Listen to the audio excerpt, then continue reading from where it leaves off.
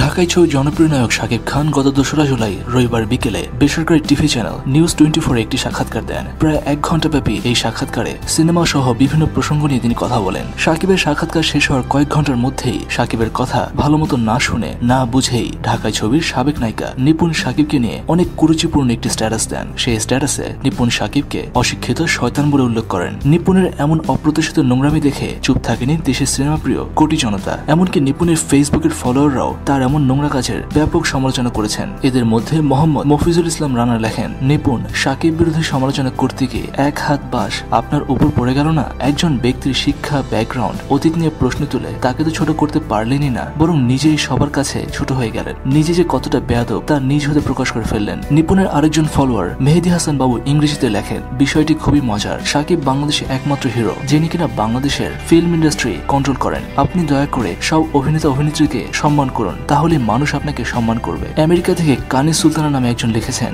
শাকিব খান আমাদের ইন্ডাস্ট্রির একমাত্র হিরো এবং আমার একদমই কোনো আইডিয়া নেই আপনার কি ধরনের শিক্ষাগত যোগ্যতা আছে। আমার মনে হয় না আপনার পিএইচডি বা কোনো পোস্ট ডক্টরাল ডিগ্রি করা আছে কোনো ইউনিভার্সিটি থেকে। শুধুমাত্র মাস্টার্স করেই দেশের ১ নম্বর হিরোকে আপনি অসম্মানিত করতে পারেন না। শুধুমাত্র ইংলিশ না জানার কারণেই কেউ অশিক্ষিত হয়ে যায় না। আরেকজন দর্শক মোহাম্মদ আপন লেখেন, আরে নিপুণ তুমিও একটা নায়িকা আর তেলাপোকা একটা পাখি। দর্শক এই ধরনের হাজারো কমেন্ট দিয়ে ভরে রয়েছে নিপুণের নিজের ফেসবুক। বাংলাদেশের সবচেয়ে জনপ্রিয় নায়িকা শাবনূর শাকিব খানের প্রশংসা করেছেন, আর সেখানে নিপুণের মতো নায়িকারা নোংরা মন্তব্য করে আলোচনায় আসার চেষ্টা করছেন। এই বিষয়ে আপনার কি মনে হয় জানা নিচে কমেন্ট সেকশনে। আর শাকিব খানের পরবর্তী সবগুলো ছবির খবর নিয়ে আসছে খবর টিভি, তাই সাবস্ক্রাইব করে আমাদের সাথেই থাকুন।